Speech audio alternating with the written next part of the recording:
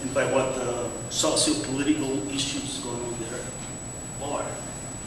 But after all these discussions and evidence presented, I'd say that my suspicions of an elephant in the room were correct, and it's confirmed. There's an elephant in the room, and I think it has a name.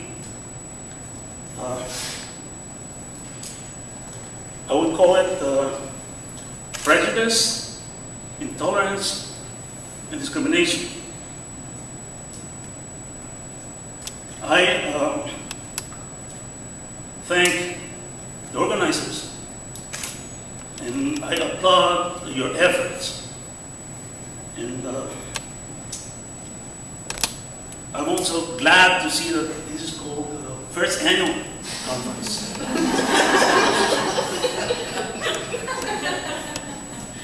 Means there'll be more.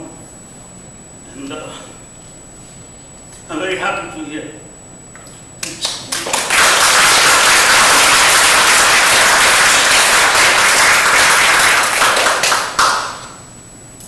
And we are very happy to have you here, and we heartily welcome you and welcome you to come back and bring more people, and we'll take it where you are, and hopefully we can continue this, because we want to be not just in the surroundings, but in our surroundings as we do our work.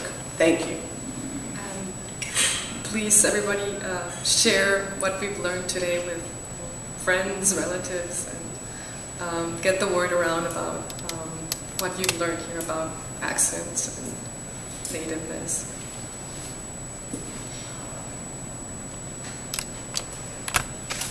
I think the fact that you did this in a public forum and the comment that just was presented is one of the clear benefits of this particular forum. You know, Gustavo made the point yesterday that this is at UCLA and we paid $10 for parking and so on and so forth. But the fact of the matter is that the dialogue that you've begun and the fact that you did it in a way that was trying to reach out to populations beyond just an academic group, I think is extremely important. And I'm encouraged by your youth. I'm an old man, right? So I've been fighting this battle for a very, very, very long time. And I'm not completely weary, right? But I'm energized by when I see young people from diverse backgrounds begin to address this issue. And of all nations in the world where matters of linguistic acceptance should be celebrated, you know, this is the one. I think many of you saw the, you know, editorial cartoon on Facebook where the joke was that, you know, oh, when people move to this country, they should speak English. Well, when the Pilgrims came here, they didn't learn the Native American languages, right? So another elephant in the room, in addition to the matters of prejudice and discrimination that were just mentioned, and appropriately so, you know, it has to do with the fact that, you know, the linguistic intolerance that we have experienced, or that we're concerned about, is fundamentally un-American, right? Fundamentally un-American. And so I don't think that we need to in any way hold back on asserting that the values that we're advocating and the knowledge that we've brought, the empirical evidence, objective empirical evidence, affirms some of the fundamental values that the very people in Arizona who are making a lot of the noise that we're concerned about claim that they're protecting.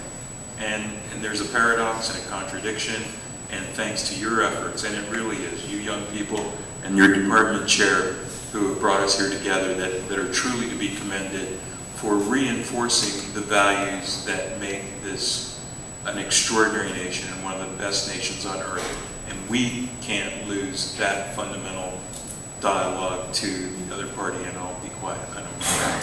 Thank you.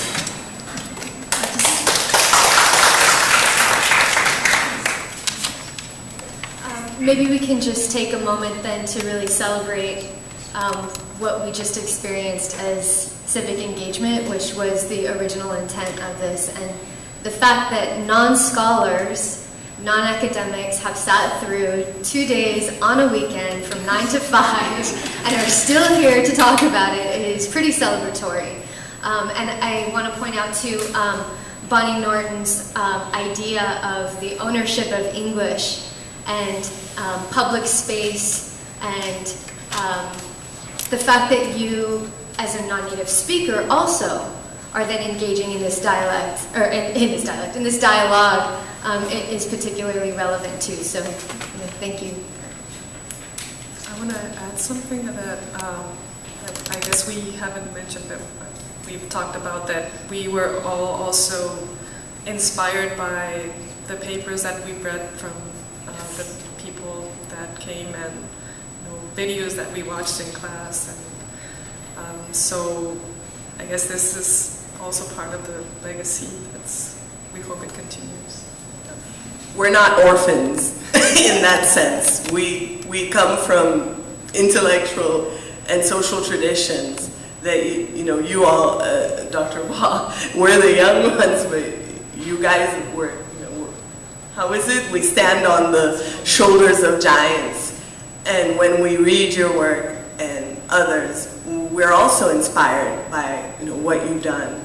And in my personal experience, especially dealing with African American learners, there's always a combating the idea that the way black people talk is bad and illiterate or uncultured in some way, therefore they can't have any other privileges or experience anything else because of this.